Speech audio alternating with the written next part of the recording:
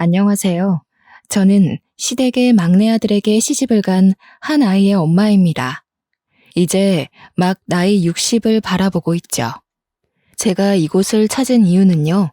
어쩌면 평범할지도 모르나 경험할 때마다 가슴 아픈 사연을 가지고 있기 때문입니다. 특별한 경험이나 기적 같았던 좋은 일을 풀어내러 왔다면 참 좋았을 것을 이렇게 시작부터 암울한 기운으로 글을 쓰는 게 아쉽네요. 물론 지난 일이고 현재는 더없이 소중한 사람들과 행복한 나날들을 즐기고 있어서 홀로 그렇게 치유를 받는 중입니다.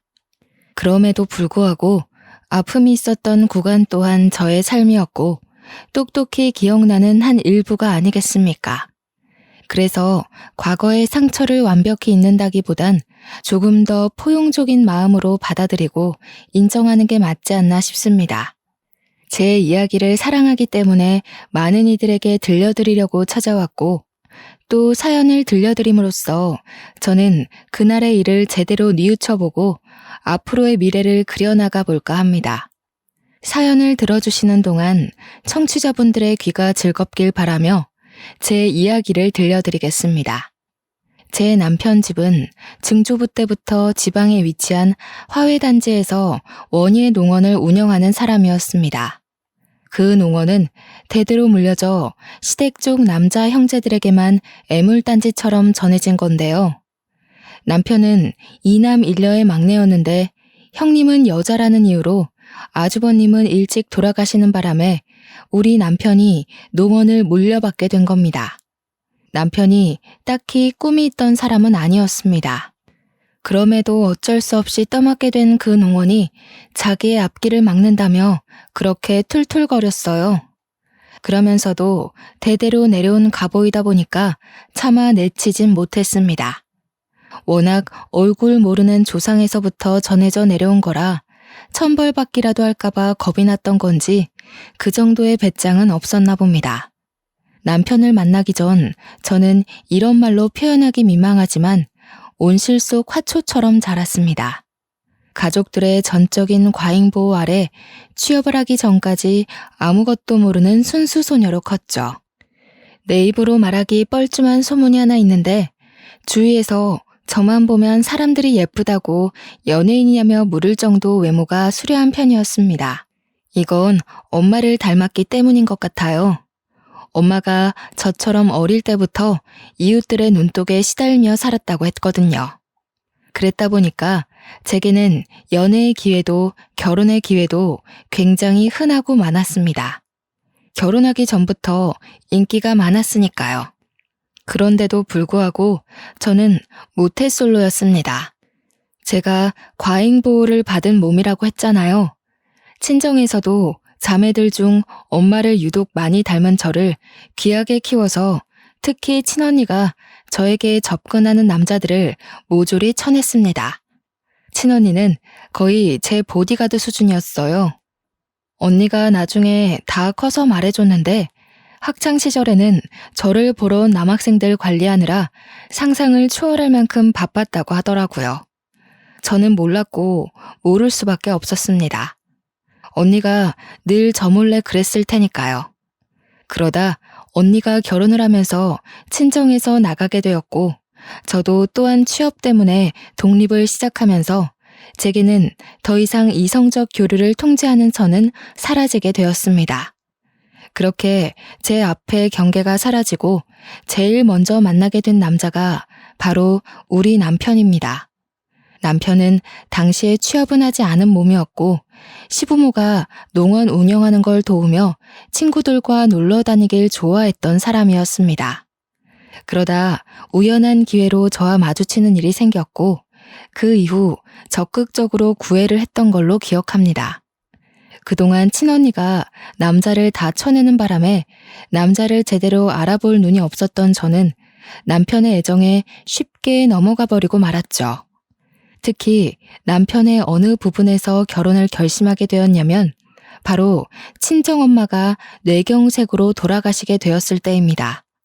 힘들어하는 제 옆에서 저를 든든하게 지켜준 사람이 다른 가족도 아닌 남편이었거든요. 아빠는 진작에 돌아가셔서 안 계셨고 다른 가족들은 전부 지방에 있었기에 엄마를 최대한 빨리 모실 수 있던 건 저뿐이었습니다.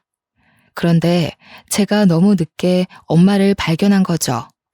독립을 했다 보니 엄마가 집에서 쓰러져 그렇게 사경을 헤매고 있었는 줄 몰랐습니다. 은옥 씨, 걱정 말아요. 제가 계속 옆에 있을 테니까 걱정 말고 편히 울어요. 어머님 병원비도 이미 제가 해결받으니까 아무것도 신경 쓰지 말고 은옥 씨는 어머니만 생각하세요. 남편이 가족이 당도하기 전까지 저의 수많은 자책과 괴로움을 든든하게 지켜주었다는 겁니다. 바로 이 점 때문에 남편과 결혼을 마음먹게 된 거죠. 이렇게 저를 살펴주는 사람과 결혼을 해야 한다고 당연하게 생각했습니다. 더 만나보지 않더라도 당시에 제 부모님을 이보다 더 신경 써줄 남자가 앞으로 없을 것 같다고 확신했거든요. 남편과 결혼을 하고 나서부터 저는 제 직장을 포기하고 남편과 같이 시부모 농원을 물려받았습니다. 저는 오히려 원래 하던 일보다 식물을 키우는 일에 더 재밌어서 만족스러웠어요. 남편의 것이 곧 제 것이기도 하기에 잘 키워서 더 번성하도록 만들고 싶었습니다. 제가 꽃을 이렇게나 좋아하는지 몰랐는데 남편 덕분에 적성을 찾은 셈이기도 했어요. 그래서 저는 원예 농원에서 공급받은 꽃들로 가까운 시내에 작은 꽃집을 따로 차렸습니다. 저랑 남편 사이에는 예쁜 딸 하나가 있었는데 우리 딸은 두 발로 걸어 다닐 수 있을 때부터 꽃 냄새를 맡고 컸어요. 그러니까 제가 늘상 딸을 데리고 농원과 꽃집만을 오갔다는 거죠. 농원의 식물들은 당연히 실하게 잘 컸는데 특히 저희 꽃집의 매상이 갈수록 좋아졌습니다. 민망하지만 그 이유가 다 저 때문이었어요.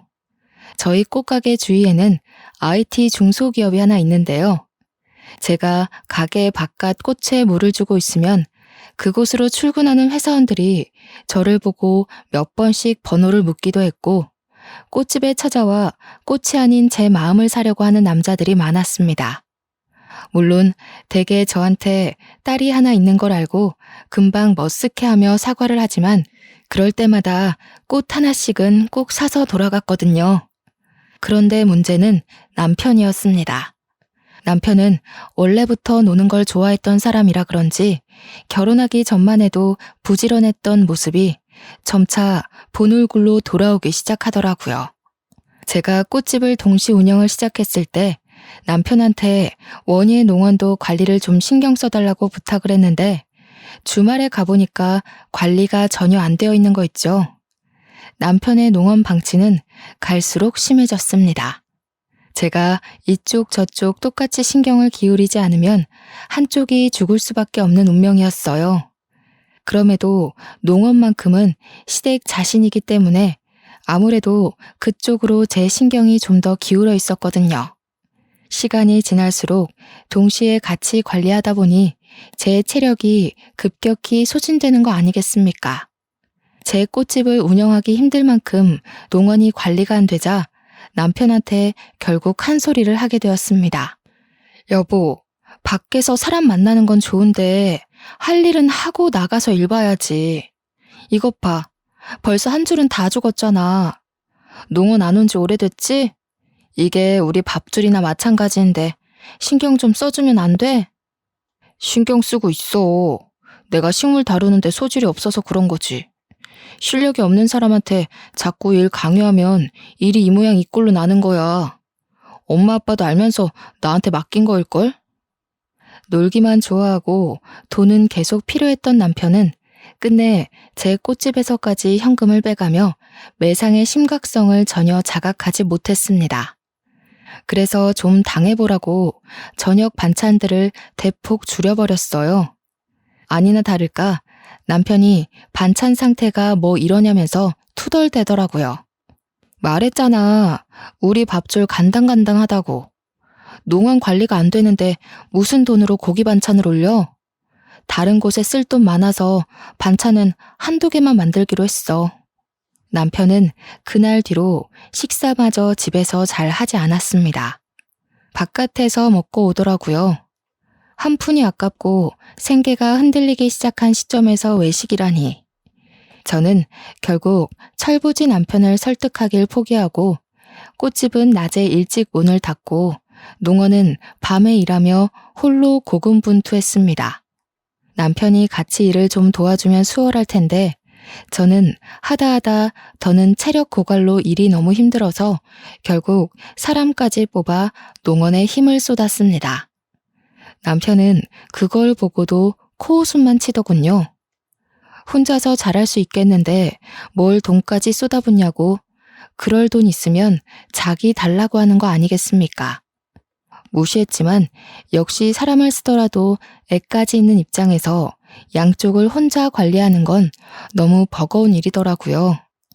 저는 3달 만에 단념하고 원예 농원만이라도 살리기 위해 꽃집은 접었습니다.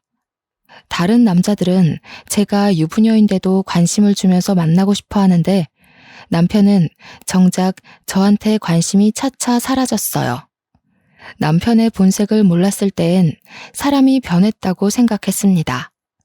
결혼 전만 해도 제게 누구보다 슈퍼맨이었던 남자인데 어떻게 결혼하자마자 태도가 달라질 수 있는 건지, 같은 사람이 맞나 싶을 정도로 저는 남편의 본색을 몰랐죠. 하지만 그 본색을 알기까지 그리 오래 걸리지는 않았습니다. 시부모가 남편을 대하는 태도도 그렇고 한 번씩 남편 때문에 꽃집을 찾아왔던 남편 친구들을 보니 남편이 한량이라는 게 눈치가 채지더군요. 누굴 탓하겠습니까? 결혼을 너무 빠른 시일에 결심을 했던 제 탓이죠. 저도 일만 하고 스트레스 풀 때는 없이 쌓이기만 하다 보니 한 번은 열이 너무 받더라고요. 그래서 남편한테 하소연을 해본 적도 있었습니다. 나도 한때 잘 나가는 여자였어. 당신 이렇게 무시할 만한 여자 아니라고. 아직도 나한테 주변에서도 번호 달라고 젊은 남자들이 그러는데 당신은 내가 눈에 안 보여? 밖에 놀러만 다니고 왜 나를 외롭게 만들어? 아, 당신이 꽃같이 생기 넘치고 젊을 땐 죽어도 가지기 힘든 트로피 같은 존재라고 생각해서 그랬나 보지. 결혼하고 보니까 당신도 별거 없더라고. 지금 보면 점점 늙어가는 당신 외모가 연예인만큼 특출나게 이쁜 것도 아니고 성격도 그저 그래. 수더분하기만 한 게 약간 질린다고 해야 될까? 여자가 여우처럼 톡 쏘는 맛이 있어야지. 뭐라고? 지금 그게 와이프한테 할 소리야? 이렇게 변할 거면 그렇게 잘해주지 말았어야지. 나는 당신이 그 어떤 남자보다 내게 든든한 가족이 되어줄 거라고 믿었단 말이야. 남한테 내 인생을 거는 게 얼마나 큰 마음을 먹어야 되는지 알아? 세상에 나 좋다는 남자들 차고 넘치는데 그럼에도 고작 당신을 선택했던 건 단지 듬직함 때문이었어. 그래, 아직도 네가 꽃 같은 줄 아니까 그런 자만심을 보이는 거겠지. 남들이 이쁘다고 말하는 것도 다 당신 듣기 좋으라고 하는 말이야. 아니면 나처럼 못 가져서 안달난 이쁜 트로피를 갖고 싶어하는 남자거나. 당신 그런 달콤한 말에 속아 넘어가면 어차피 또 나 같은 남자 만날걸? 남편과 다툼을 벌인 그날 남편은 또 집을 나가버렸습니다. 저도 그날 밤 남편에게 연락도 해볼 생각 않고 울기만 했죠. 저도 참 미련했던 게 남편이 아무리 모질게 저를 대해도 연애 시절 다정했던 남편에게 정을 줘버린 저는 그렇게 남편을 향한 미련을 놓지 못했습니다. 딸이 보기에도 제 삶이 참 비루해 보였나 봅니다. 한날 사춘기가 되자 저한테 가리지 않고 직접 묻더라고요. 엄마, 아빠가 저렇게까지 나오는데 아직도 아빠가 좋아? 갈라서고 싶은 생각 없어? 나는 엄마가 아빠랑 이혼한다고 하면 무조건 찬성이야. 그리고 무조건 엄마 따라갈 거고. 이혼은 무슨, 아빠가 저래 보여도 뒤에서 엄마 다 챙겨줘. 그런 거 신경 쓰지 말고 너는 너 공부에만 집중해. 우리 딸 잘 되는 게 엄마한테 제일 큰 위안이야. 딸의 설득에도 저는 늘 남편 편이었고 남편을 믿었습니다. 하지만 그렇게 버틴 결과가 결국 이혼이 될 줄은 몰랐네요. 더는 남편의 행실을 참을 수 없게 만든 사건이 하나 있었는데요. 주변에 중소기업이 있다고 했잖아요. 남편이 거기 여직원이랑 바람이 났더라고요.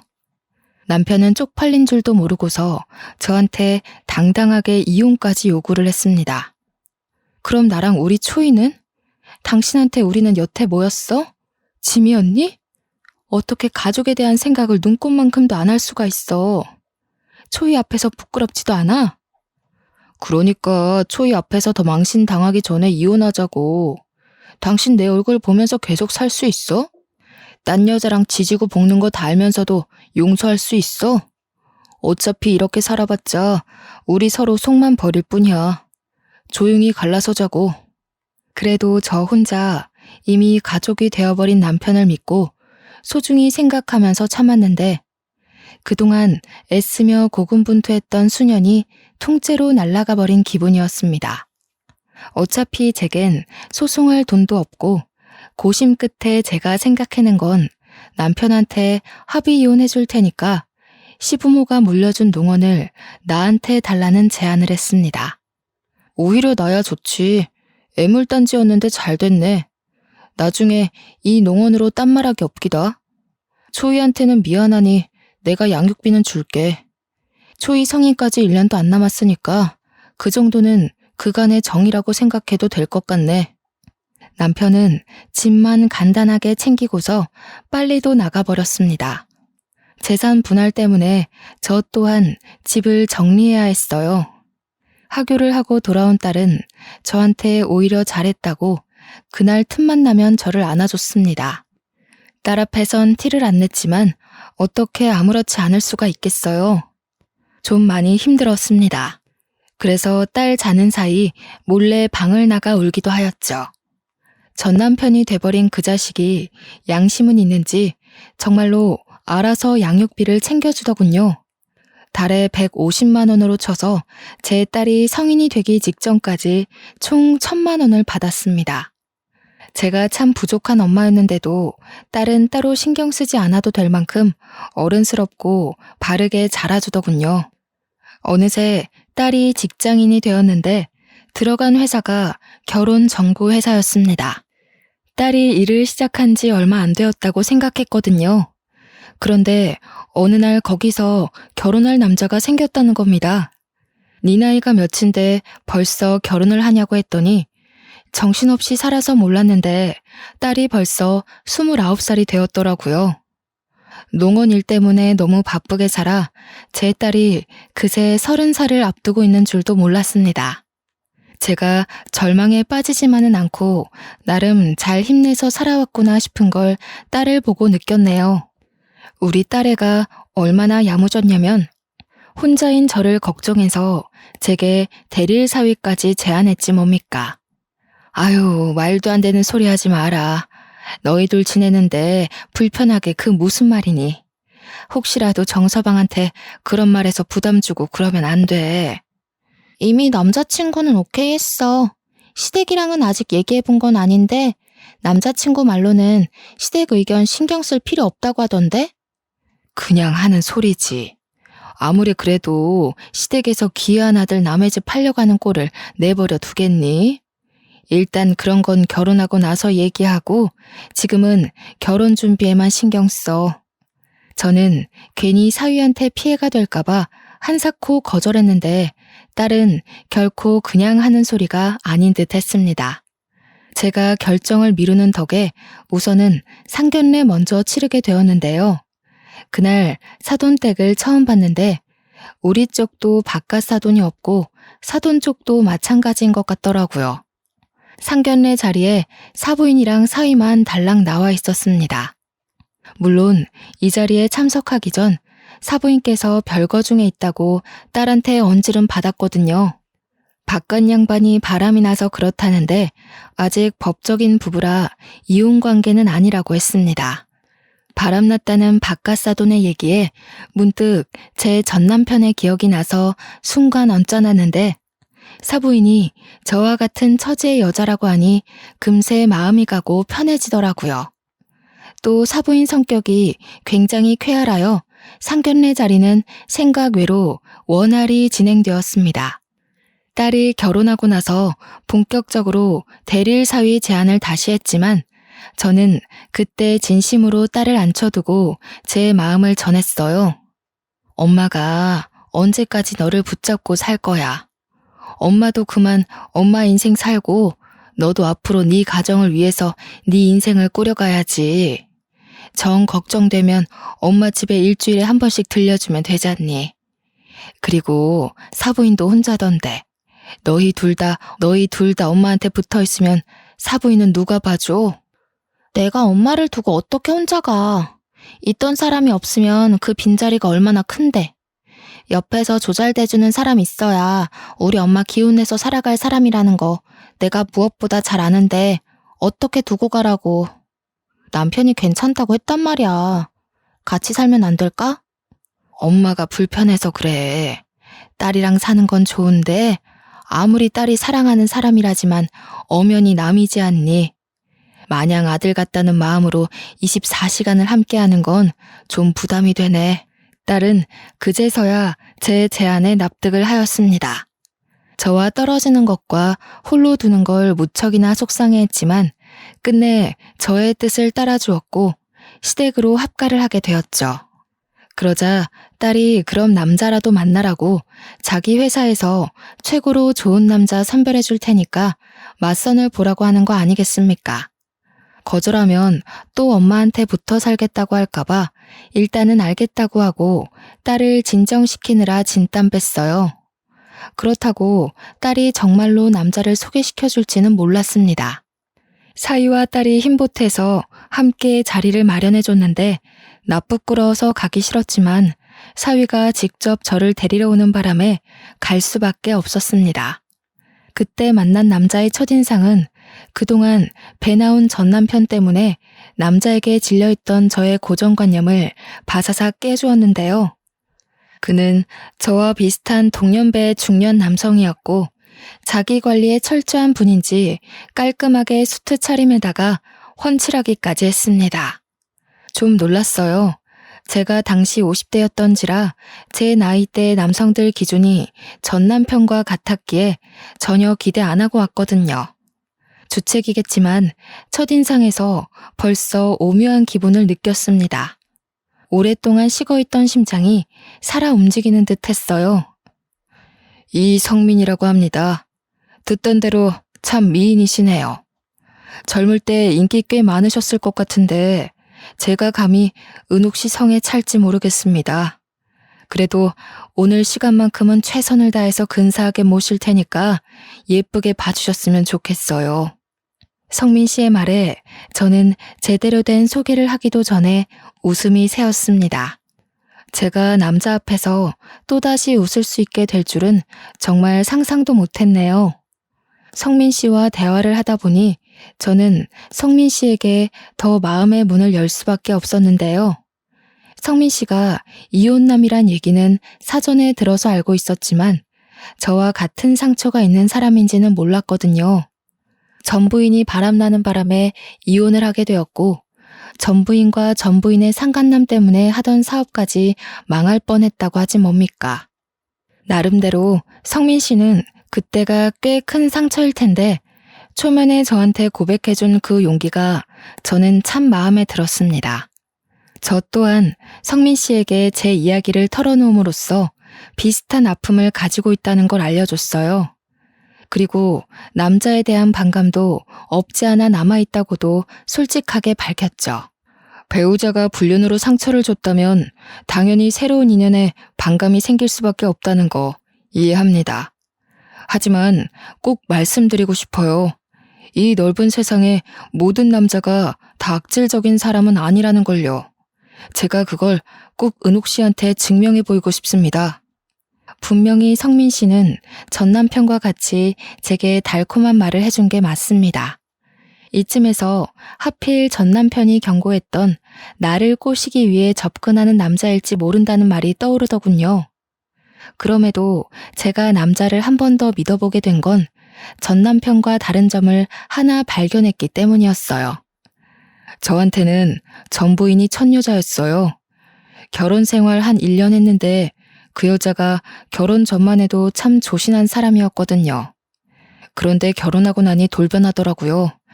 알고 보니 저와 결혼해서 돈 타먹으려고 접근한 거였지 뭐예요. 저와 닮아도 너무 닮은 상처를 가지고 있었기 때문에 성민 씨가 내민 손을 제가 잡았던 것 같습니다. 저희는 서로 낙오된 상처를 보듬어 주느라 시간 가는 줄 모르고 얘기를 했어요. 같은 아픔을 가졌다는 것 외에도 공통점이 너무 많더라고요. 전 남편이랑은 생활 습관부터 소비 습관 등등 같은 게 하나도 없었는데 이런 남자도 세상에 있을 수 있구나 싶은 생각이 들었습니다. 그게 마음이 잘 통한다는 시그널인 줄도 모르고 저희는 만남을 길게 지속해갔고 결국 성민 씨에게 청혼을 받게 되었죠. 제 인생 두 번째 남자였습니다. 성민 씨가 너무 괜찮은 사람이란 걸 알고 있고 만남을 이어온 지 4년이 되어도 한결같다는 거 압니다. 그러나 이미 전 남편한테 대인 것이 있기 때문에 또 같은 실수를 반복하는 꼴이 될까봐 선뜻 청혼에 응하기가 망설여지더군요. 그게 너무 표정으로 드러났나 봐요. 제 마음을 눈치챈 성민 씨는 제가 준비될 때까지 재촉하지 않고 1년을 더 기다려 주었습니다. 성민 씨의 일관된 마음 덕분에 저 또한 성민 씨에 대한 확신을 얻고 재혼을 결정하게 되었네요. 저희 기쁜 소식과 함께 딸에게도 기쁜 소식이 들려왔는데요. 바로 딸이 임신을 했다는 거 아니겠습니까? 너무너무 축하하지만 금세 걱정이 되더라고요. 눈에 넣어도 안 아플 딸이 앞으로 산모로서 감내해야 할 힘든 시간을 보내야 한다는 생각에 마음이 안 좋았습니다. 그때도 성민 씨가 제게 큰 의지가 되어 주었어요. 항상 제 기분을 빠르게 눈치채주던 성민 씨는 이미 사업으로 한 자리 크게 하고 있는 사람이라서 돈이 많았는데 제가 근심이 큰 걸 알고 딸에게 각종 좋은 한약이나 산모에게 필요한 영양제 등 관리를 대신 신경 써주더라고요. 딸도 자기가 저한테 맺어준 남자였기 때문인지 성민 씨를 새아빠로 받아들이는 건 금방이었습니다. 제가 봐도 둘은 어색함 없이 부녀 관계로 잘 적응해가고 있었어요. 성민 씨 때문에 하루하루 제가 얼마나 소중한 여자인지 느끼며 결혼 생활을 했습니다. 전과는 비교도 안 될 만큼 행복한 삶이었죠. 그러나 또 너무 건강하기만 하면 작은 돌부리에 걸려 넘어져도 크게 아프지 않습니까? 아니나 다를까 전 남편 때문에 고생했던 저의 인생도 조금씩 피고 있는 건가 싶던 시기에 심장 철렁할 불행이 닥쳐왔는데요. 그건 바로 딸의 전화로 시작되었습니다. 엄마, 어머님이 아무래도 남자 생겼나 봐. 애한테 자꾸 여자는 남자한테 대우받고 살아야 된다면서 이상한 소리를 하는 거 있지? 그것 때문에 요즘 미치겠어. 잠깐 애를 두고 주방에서 일도 못 봐. 돌아서면 남자 얘기를 하는데 아직 우리 애 5살이잖아. 뭐? 사부인이? 어머나, 아무리 그래도 애 앞에서 할 말 못할 말도 구분 못하고 그게 뭔 소리라니. 확실한 거야? 너가 잘못 들은 거 아니고? 내가 뭐하러 이런 헛소리를 지어내겠어? 어머님이 웬 남자랑 통화하면서 하는 소리도 들었다니까? 아마 그 남자랑 새살림 차릴 생각인 것 같더라고. 오늘 우리한테 소개시켜준다고 저녁에 시댁으로 데리러 올 거래. 아버님이랑은 확실히 이혼할 거고. 사부인을 본 건 상견례 이후로 한 번도 없었습니다. 제게 사부인은 그저 쾌활한 사람이었고 또 바깥 사돈이 바람펴서 별거를 했다길래 사부인도 저처럼 상처 때문에 슬프게만 지내고 있을 거라 생각했어요. 그런데 새살림이라니. 솔직히 아직 이혼을 한 것도 아닌데 벌써 새로운 남자와 살림을 차릴 거라는 게 저는 좀 이해하기 어려웠습니다. 그리고 그날 저녁 딸에게서 온 전화는 저를 사부인 댁까지 찾아가게 만들었죠. 엄마, 어머님께서 부른 아저씨가 방금 왔는데 나 너무 놀라서 말도 제대로 안 나오려고 한다. 아빠가 왔어. 말도 안 된다고 생각할 수도 있지만 아빠가 맞아. 처음엔 잘못 들은 줄 알았습니다.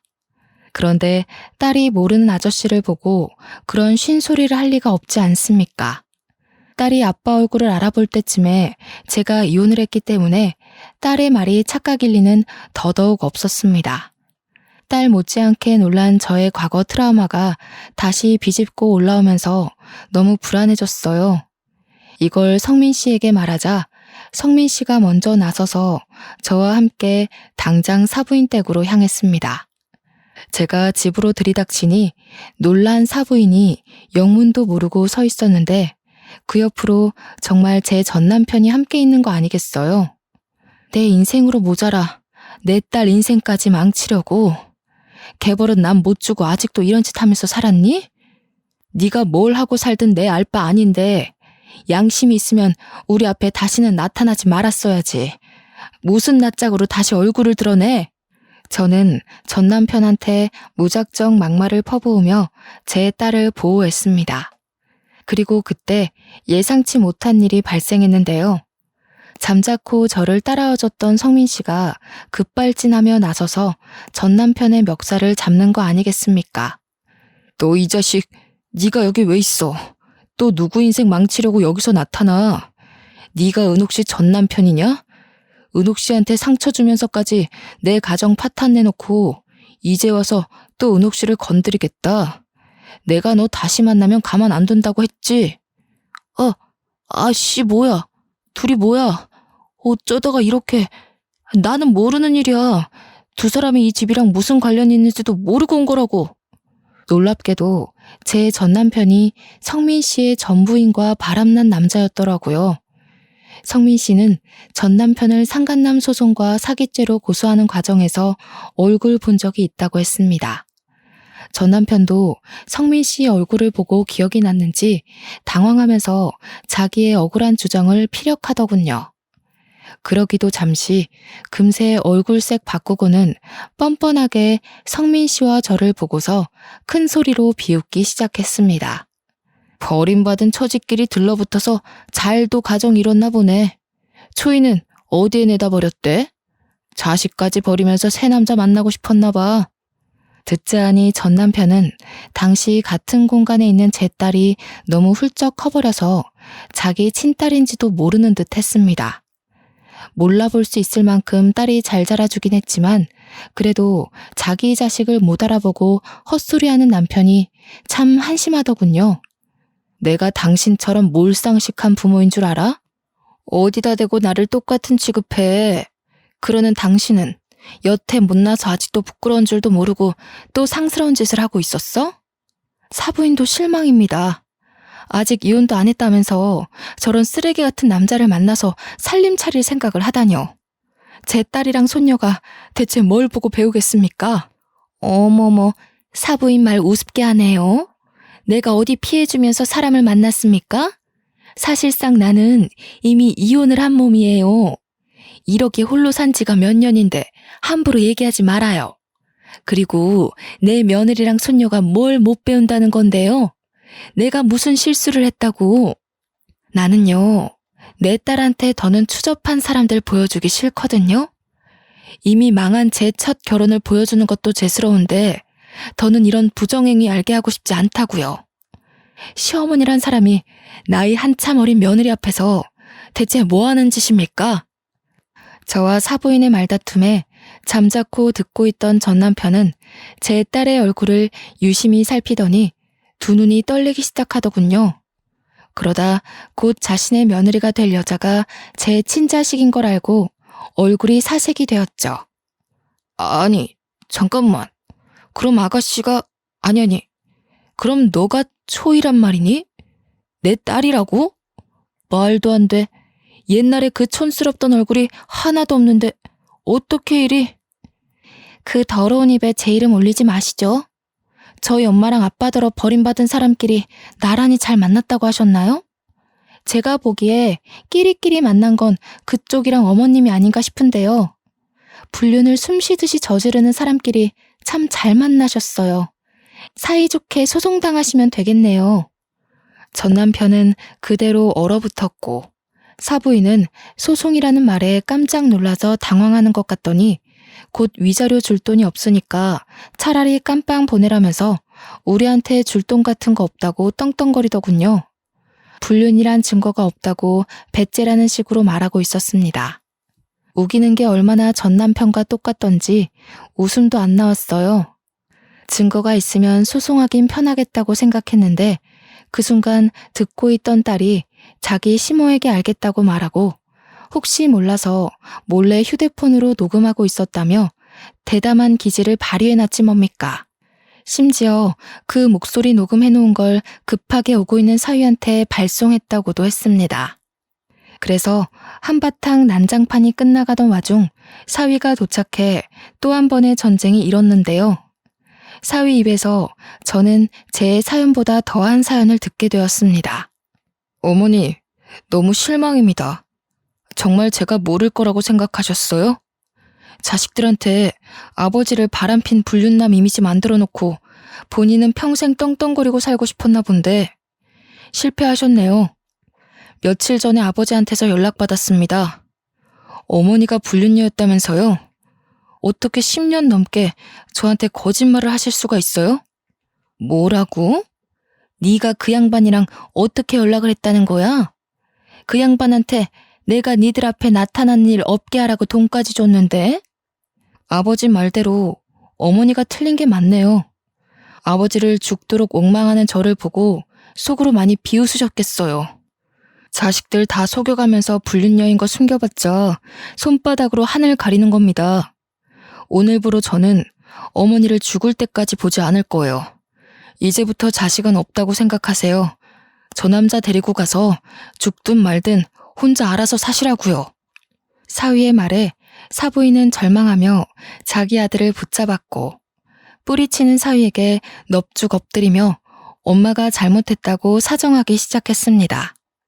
전 남편은 자기 딸 앞에서 창피하기라도 한 건지 아무 말 없이 고개만 숙이고 있더군요. 전 남편이 저와 이혼한 뒤에 어디 나이트클럽에서 일을 했다는데 사장도 아니고 사장 밑에 뒤치다꺼리하는 사람으로 있었다고 하더라고요. 성민 씨 얘기를 듣고 알았습니다. 과거 일로 단단히 화가 난 성민 씨는 제 남편을 경찰에 신고했고 나이트클럽을 고발하는 바람에 그곳에 형사들이 현장 수색까지 갔습니다. 전 남편 사업장은 마른 하늘의 날벼락식으로 수색을 당했는데 거기서 부정행위가 대거 발각이 되었지 뭡니까? 알고 보니 전 남편은 경찰들의 눈을 피해 불법 도박장 운영까지 하고 있었고 그 나이트는 불륜의 메카로 유명한 곳이었습니다. 많은 남녀가 불륜을 밥 먹듯이 하러 드나들던 곳이더라고요. 전 남편 때문에 거기 사장까지 전 남편이랑 손잡고 깜빵 가게 된 거죠.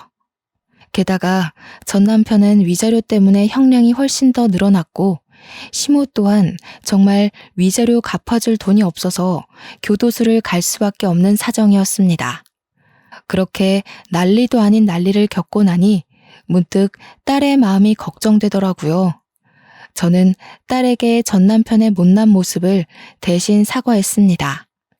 혹시라도 친부의 망가진 모습 때문에 딸 마음이 속상하진 않을까 싶어서 위로하려고 했죠. 그런데 딸은 제 생각보다 더 강인한 아이더라고요. 엄마는 괜찮아? 나는 피 섞였다고 무조건 아빠로 모셔야 된다고 생각 안 해. 진작에 친부 같은 거 잊은 지 오래야. 그리고 내가 친부를 기억하면 새아빠 입장에서 얼마나 속상하겠어. 나는 지금 엄마 옆을 지켜주는 아빠가 더 중요해. 개버릇 못 고치는 그런 아저씨 말고. 엄마가 알아서 다 처리했어야 하는 건데 너한테 2번이나 그런 꼴 보게 해서 그러지. 그나저나 사돈댁이 풍비박산 난 꼴이라 어쩐다니? 정서방 마음도 안 좋을 것 같은데. 남편이랑 상의했는데 아버님 모시고 지내기로 했어. 아버님께서 혼자 뱃일하면서 외롭게 사셨더라고. 이제부터라도 모시면서 남편이랑 아버님이랑 잘 지내보려고. 아버님이 우리 딸 엄청 예뻐해.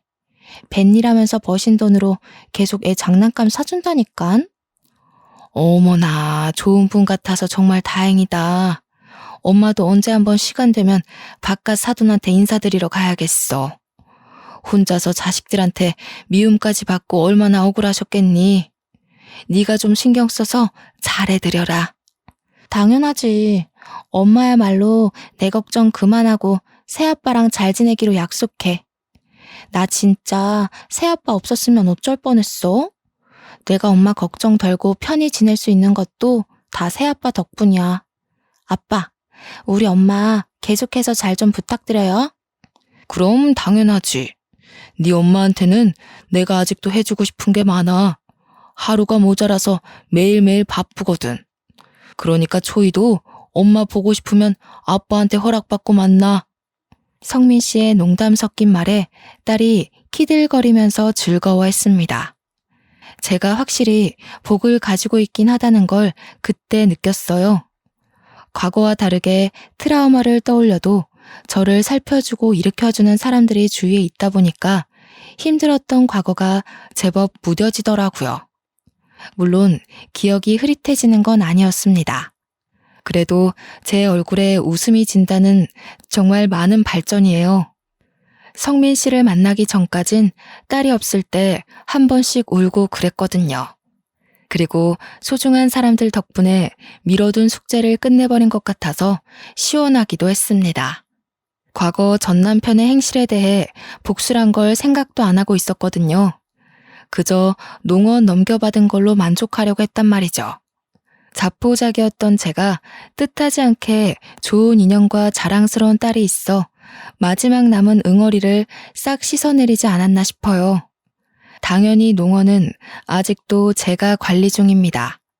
성민 씨가 인력을 구해주는 덕에 제가 오너로 직원들에게 보고를 받는 식으로 가꾸고 있어요. 그리고 저는 전 남편 때문에 어쩔 수 없이 접었던 꽃집을 다시 운영하게 되었는데요.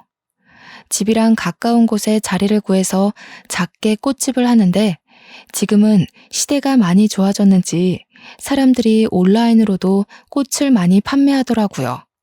그래서 최근에는 우리 사위한테 부탁해서 시간 날 때마다 컴퓨터를 배우고 있습니다. 사위가 가끔씩 저한테 미인이신데 똑똑하기까지 하세요 라고 입에 바른 칭찬을 해줄 때면 아부인 줄 알면서도 그렇게 민망하답니다. 아, 그리고 지금 딸이 손녀 때문에 일을 중단한 상태거든요. 딸은 다시 회사에 복귀할까 하다가 이참에 저랑 같이 꽃집을 키우는 것도 나쁘지 않겠다 싶다며 꽃집으로 출근하고 있어요. 저야 손녀를 매일 볼 수 있으니까 좋다만 딸의 훌륭한 경력을 괜히 단절시키는 것 같아서 미안하더라고요. 그럼에도 딸에게 어떤 말도 할 수 없었던 건 딸이 저처럼 워낙 식물 만지는 걸 좋아했기 때문입니다. 저와 똑 닮은 딸을 보고 있자니 마치 제 젊은 시절이 떠오르지 뭡니까? 딸이 꽃꽂이를 하면서 저렇게 예쁘게 웃을 수 있는 건 그 일을 하면서 정말 행복하기 때문이란 걸 알고 있어요. 그래서 말리지 못했습니다. 그래도 딸이 워낙 똑똑하게 일을 잘하는지라 매출이 급속도로 오르고 있네요. 딸은 딸대로 저는 저대로 급여를 두둑히 챙기고 있는 실정입니다. 제게 일어난 과거의 일들은 당연히 반길 수 있는 추억이 아니란 걸 아주 잘 알고 있습니다. 그때의 기억이 한 번씩 저를 후회하게 만들기도 하니까요. 그럼에도 제가 인사말에 제 이야기를 사랑한다고 말했던 것은 이 모든 걸 지금의 행복까지 오기 위한 과정이었다고 생각하기 때문입니다. 상처는 스스로가 생각하기 나름인 것 같아요. 힘든 시간을 결국 나의 과정으로 보고 포기하지 않는다면 반드시 원하는 결과에 도달하는 내가 되어 있을 거라고 확신할 수 있습니다. 당연히 그게 어떤 모양으로든 꼭 행복할 거라고 믿어야 된다는 건 전제로 깔아야 한다는 거 아시죠? 주위에서 주는 아픔이 너무 크더라도 거기서 당장 나은 삶으로 탈바꿈 되길 원하는 건 사실상 불가능하다고 봅니다. 제가 아픔을 얻기까지 해도 그만한 기간이 있었을 거잖아요. 생채기 하나 없던 시절로 돌아가기 위한 갱생 시간은 좀 진득하게 인내해야 한다는 걸 꼭 알아주세요. 그렇다면 결과는 반드시 예쁜 꽃을 피우게 될 겁니다. 사연을 쓰면서도 저는 더 이상 트라우마를 느끼지 않았습니다. 그때의 기억이 오히려 하나의 장면으로 사진처럼만 지나갈 뿐이네요. 그래서 저는 저를 밝히는 이 시간 또한 즐거웠다고 말씀드리고 싶습니다. 청취자분들도 제 사연을 듣고 꼭 희망을 가졌으면 좋겠어요. 그럼 여러분 모두 꽃길까지 힘내서 걸어가시길 응원하겠습니다. 감사합니다.